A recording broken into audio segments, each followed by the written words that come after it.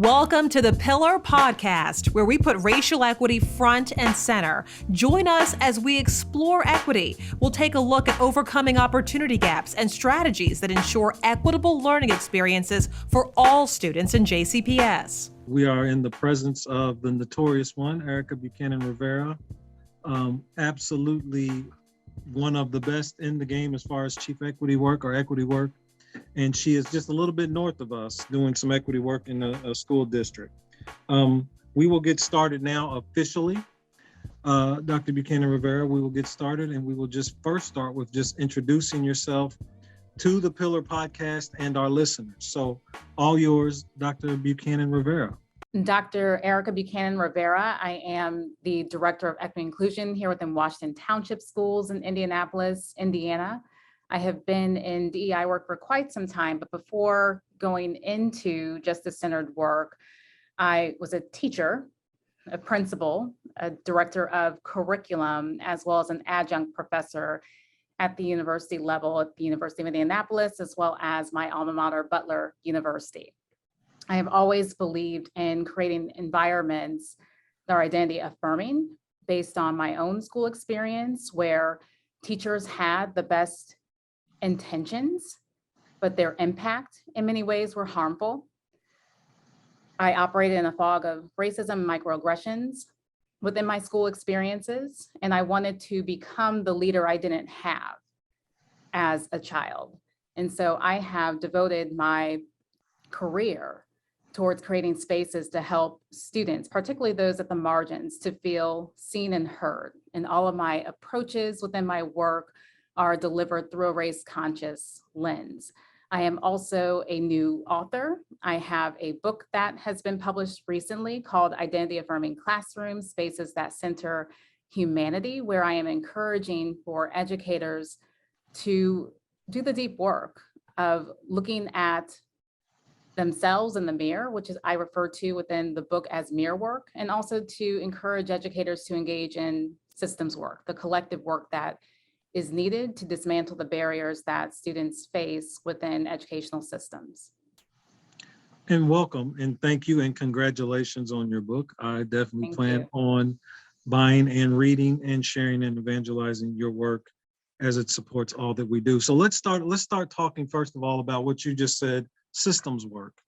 As a chief equity officer, you and I are both in the same field of education. What is the main thing when you talk of systems work, or you want to share with other educators around what system work looks like as relates to equity?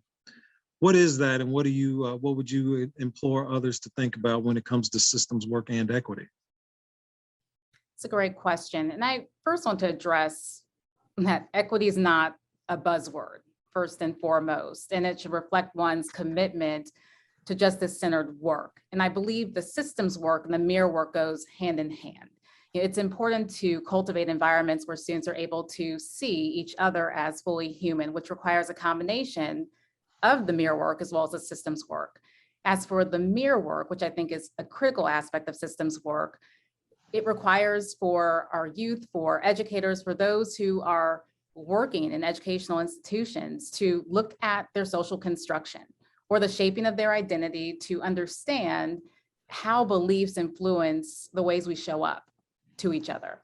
It's the ongoing work that one has to do at the individual level in order to be a contributing member at the collective level, or what I refer to as the systems work. And engaging in the systems work requires us to critically examine our systems. We have to interrogate what is not working in the best interest of youth, particularly those at the margins, identify what is harmful to our youth, what is contributing to marginalization, as well as unequal outcomes, racist outcomes, and identify the barriers that are getting in the way of driving inclusionary work. It's about the incorporation of strategies that help our youth understand how to use their power, including their voice as well as their strengths, to create and advocate for just outcomes. But I do believe as adults and as educational leaders, we have to be the ones who are doing the heavy lifting of this work. Our youth did not create the adult problems that we see within society. And so I take ownership of walking adults through this work and making sure that there are layers of accountability. Yet importantly, equity is activated when we center the voices of students. And as an equity-focused leader, I believe we have to create spaces that honor the voices of students. And importantly, we have to be in community with students. I have to know what is happening on the grounds within schools. I have to understand the lived experience of students as they walk in the hallways and as they sit within classroom environments. And if we're not creating those spaces for listening and learning, then it's hard to amplify the needs of students and to create the environments that they truly deserve. So as a leader, I don't want to be far removed from the experiences of children. And it's important to incorporate their voice into the systems work as we are co-constructing and developing environments to help all students thrive. It's funny you say that, and thank you for your input and insight on that. As we talk about systems work, and as we talk about this new position, DEI, Chief Equity Officer, Vice Assistant Superintendent of Chief Equity, whatever it is, and we've seen this kind of blooming position come from Maine to Hawaii. Tell me if I should be worried, or tell me if you agree with this following statement or not, and it's completely all up to you.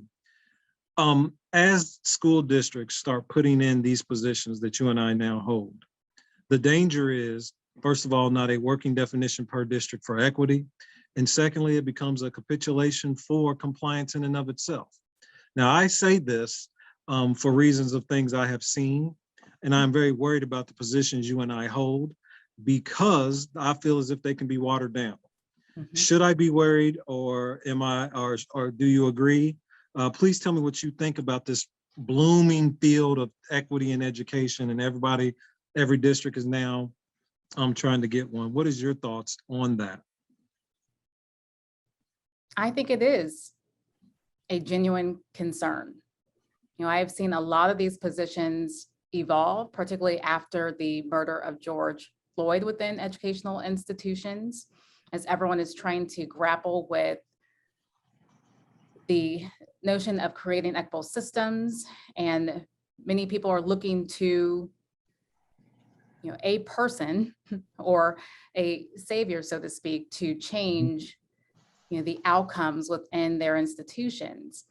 And caution is certainly needed as people proceed in developing these positions. In fact, I actually wrote an article through ASCD called "So You Want to Hire a DEI Officer."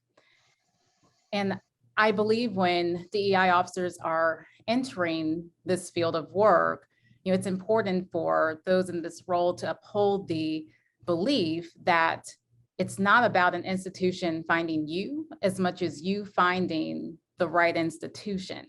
That's a word right there. An institution that has a track record of walking in their beliefs. And it's critical for you to also do your homework and self-research, prepare for the interview, make sure to ask questions about an institution's understanding of DEI related work, because oftentimes you'll find that there are many institutions out there that will walk and talk in ways that are antithetical to their beliefs. So for example, if you are working with an institution that is potentially recruiting you, and they talk about the importance of inclusive education, and yet you read a headline that indicates that that school district is no longer allowing teachers to read books with LGBTQ plus characters. You can't work in a place where beliefs do not align with actions. And so I think it's important for DEI officers to interrogate the core beliefs that exist within institutions and to determine whether or not that institution is the best fit based on outcomes that you're seeing for youth. But no, that is a genuine fear. I do think that there are many institutions that are looking for the answer, when it comes to, dismantling forms of oppression within systems. And what they need to realize that the answer is in the room. It's the collective power of people, who are in positions to make decisions on behalf of children. That needs to be interrogated more, as well. Who's within the room, who's making decisions? Are you making decisions to a community? Are you working in partnership with communities? Right. So I do think that is something that has to be lifted up. And I refuse to be anyone's checkbox. I refuse to be the martyr Correct. for an institution.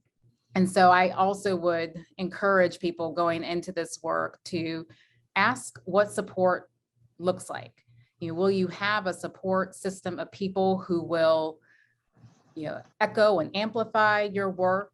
Or will you have people who will allow you to take the fall and will only respond in the form of DM allyship, as I refer Yes. to it?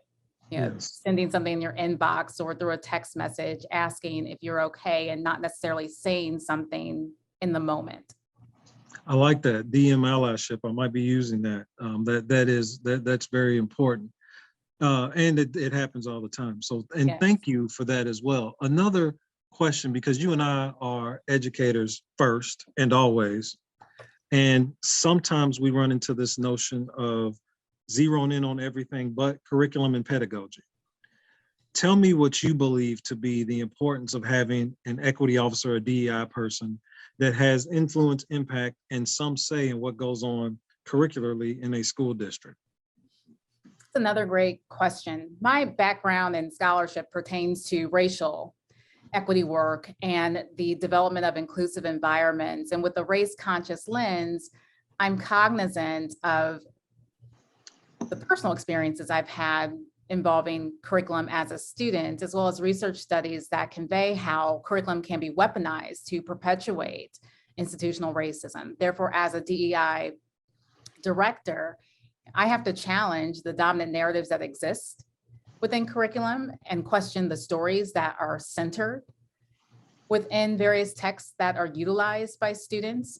And I think educators should be aware of the cultural and racial perspectives that are missing by design from curriculum, while also educating students in multicultural, multilingual environment. And when you have textbook adoptions, for example, it's critical to have a clear assessment of the measures that are used to create more of an inclusive approach to teaching students.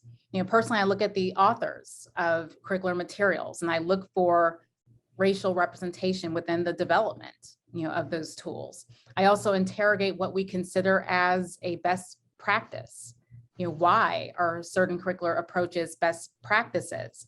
And if we say that they're a best practice and they don't warrant the necessary results for Black and Brown children in terms of thriving, in terms of achievement, in terms of positive school outcomes, then why are we utilizing those materials? And so I'm constantly in this interrogation process when it comes to examining curriculum.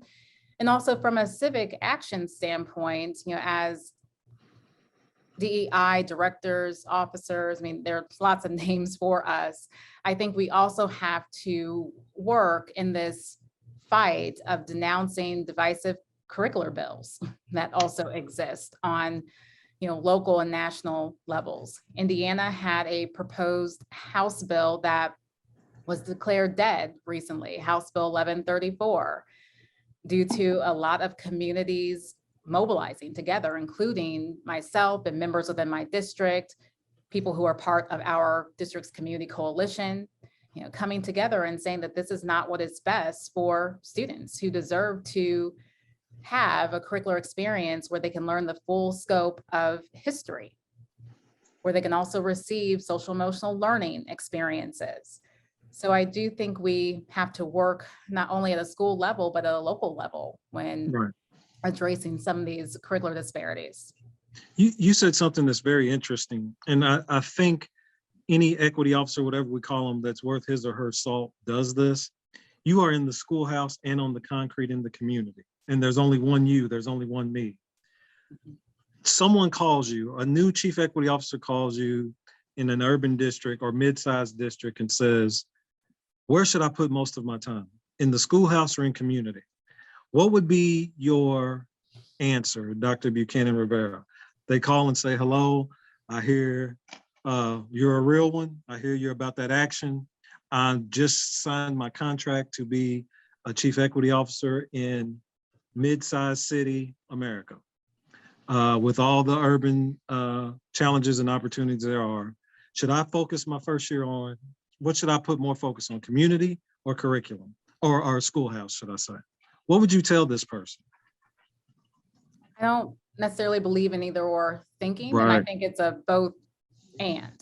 You know, if I'm going to advance this work, then I need to be in community with people. And that includes people inside my institution, and that also includes people outside. And so I think it's critical to build those connections with both sectors and creating those spaces, as mentioned earlier, for listening and learning. I want to hear from teachers and understand their experiences. I want to learn from students and understand how they are living within their environment. I also want to hear from families who have felt disenfranchised by our system, because all of those stories, all of those experiences are going to shape the professional development opportunities that I develop within the district. It's going to influence my decision-making. So I have to be in community with people.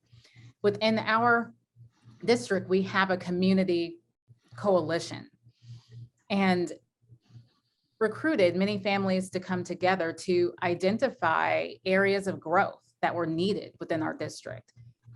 And that's a hard conversation. Yes, it to is. have with community members, to hear that the institution you're working in is not necessarily serving all students or helping all students thrive. Right. And we have to own that as educational leaders. We have to own that there may be systems that are in place that are not benefiting all. In fact, there may be some systems in place that are harming some of our students. And through that work, you're able to work in partnership with families to determine what are some equitable outcomes or things that we can have an intentional focus on throughout the year to improve some of the things that have been identified as being harmful within our system. And so we have already created pathways for that work. We have families who are working together on different focus areas. Some are specifically working on connection and outreach approaches to reach families throughout our district and communities. We have a group looking at equity and access who are looking into how to help families gain access to resources throughout our township. For example, not everyone knows how to navigate educational systems, or perhaps the technology devices that we have, the portals that we direct families to look and check students' grades, attendance, and so forth. So to create those learning opportunities, or families are calling in other families and supporting them, is powerful. I mean, that goes back to Ella Baker's work. You give people the light and people will show the way. And so I think it's important to give our families the tools and resources needed so they can feel empowered. We also have a focus area on civic action. So as I mentioned earlier, when it came to the House bill in Indiana that was denounced dead, we had community members who were actively working to oppose that legislation through our community coalition. So it's important to work with your community. And I think you also have to spend time in the schoolhouse, to ensure that, what your community is, sharing with you is working through your systems work, at the institutional level. Thank you for that. And I want to stick to this neophyte equity officer that's just new to the game, kind of unlike you and I. Fast forward a year, 2 years, they call you back and say, all right, Dr. Buchanan-Rivera, I'm getting hate mail. I am getting resistance. I am uneasy going certain places anymore because the work I am doing, listening to, crazy Dr. Marshall and you, the work I'm doing is now getting true vitriol. What do you tell him or her then? I would want for that person to examine their support system first and foremost. Professional or personal support, or both? Both.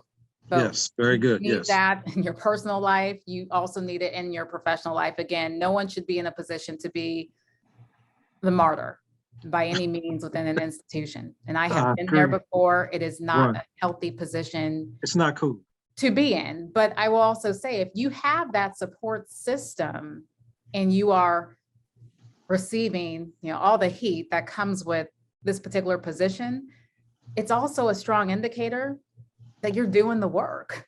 Thank you. You are doing exactly what you need to do to drive change. And change is hard. I mean, you're going to see many storms before you can get to a place of equitable norms within your institution. And I have been the receiver of the threats, the backlash, even as early as this school year. And it's going to continue.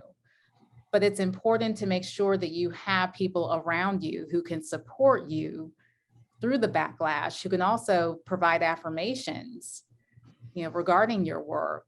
So you know that the course you're taking is truly on the right path of yielding the outcomes that are necessary, for your educational system. So I do think the support system is critical. And if you don't have that support system, I am in the camp of having a person save themselves. Mm-hmm. There are too many things happening within this world that can, hurt us physically, mentally, emotionally, that can steal our joy and deplete us. And if you get to that level where you're able, or not able, I should say, to look at yourself in the mirror and find value, in what you're doing, you don't like, who you see, I think it's important to take a step back, if needed, to rest, to recharge. I mean, within this work, and I've also written about this, as DEI directors and officers, we have to learn the moments of when we need to push, when we need to pause and reflect deeply about our practices and what we're doing in terms of this work, and also the times when we need to protect our peace. And there may be times when we'll have to walk away to save ourselves and protect our peace, in order to be whole. Right. And I personally, within my career of this work, I've had to do that. I could no longer work within an institution that was not invested in protecting me. Right. And it's funny you say that. You have a very good practice with that. And I have called you at times with concerns, issues, personal, professional, where it's, these letters or whatever. I have been telling new chief equity officers the minute you sign the contract, you should dedicate a day or so to write your letter of resignation. And you refer to that when you're happy. So you write your letter of resignation when you're in a good mood, because that's what you stand for, not when it's the worst. So then when you go back and read that and everything you're ready to resign for really fits, you do it. Not the minute you get the first hate mail or the first thing put on your car or the first call you get where they're talking crazy or the first thing sent to your house. There's a standard, there's a line of demarcation where there's no more allowed and there's no more you should be able to tolerate. And that's what I have been telling chief equity officers. And no one knows this, but now they will on the pillar. You are, to me, one of those lighthouses in equity work throughout this nation that kind of keeps me grounded and centered, because I always say if EBR is up there doing it, I'm gonna stick with it too. Your work is, without a doubt, it speaks for itself. Your publications and your scholarship speaks for itself. And we won't get into it, but your tenacity and your tenderness and toughness all in and of itself speaks for itself. I have one more question, well, maybe two more, and then we will get off here because I know time is precious.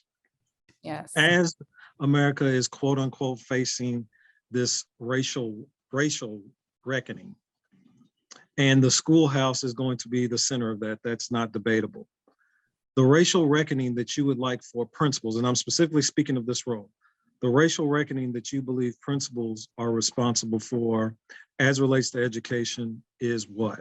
What's the main thing a sound, equitable principal needs to do if they are facing a racial reckoning?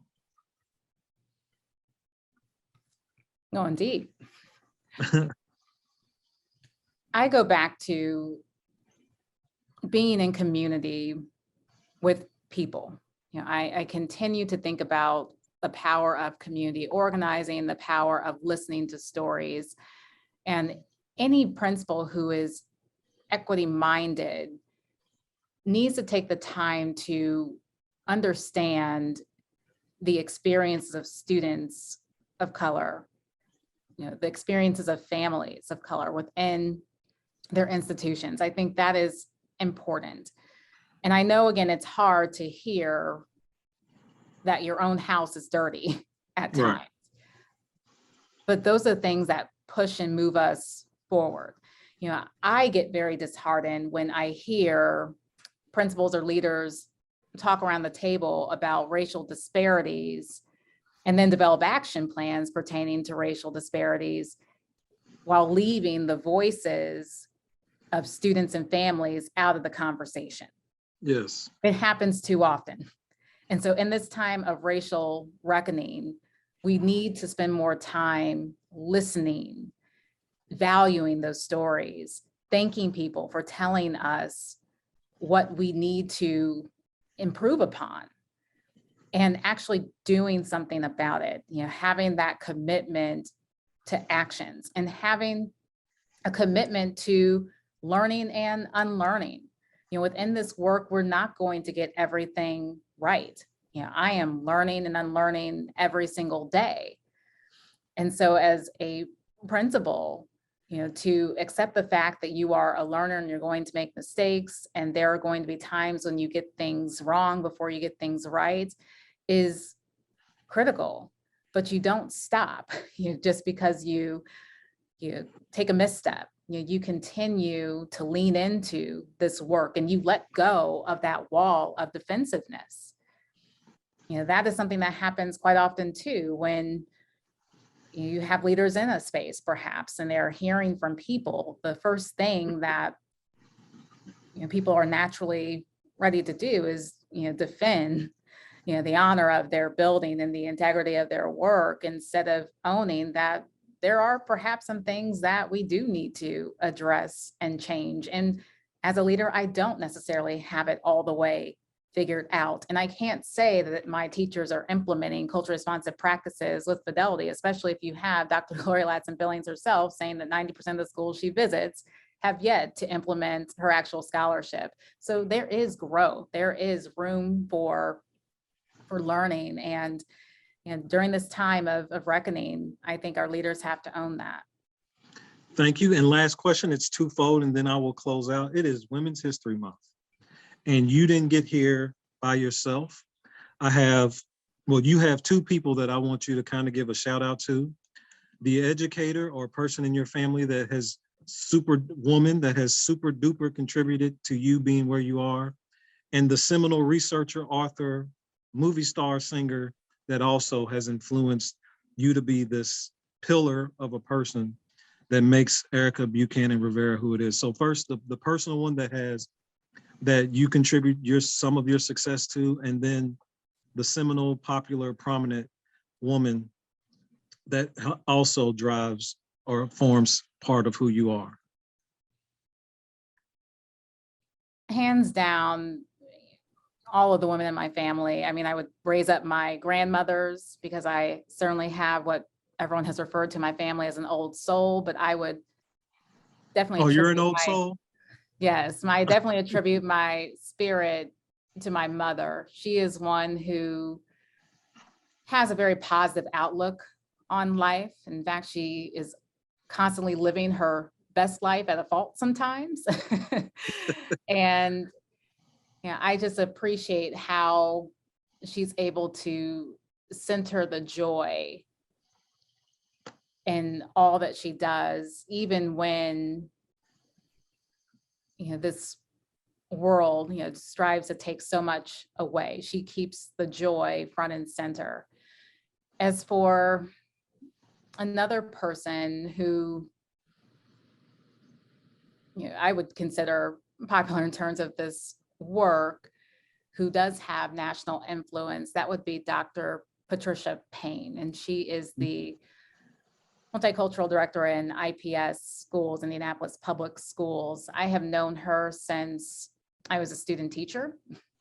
She took me under her wing when she saw a lot of raw talent when it came to coaching and educating others as related to racial equity work, allowed me to follow her, as a mentee and co-present with her at a local level. And it really sparked my passion to learn the history, of the United States that I wasn't privy to learning within educational experiences. And so I owe a lot of that passion and drive to explore this work more, to study it deeply, to unpack and unveil a lot of history that was unknown to me through her, Dr. Pat Payne.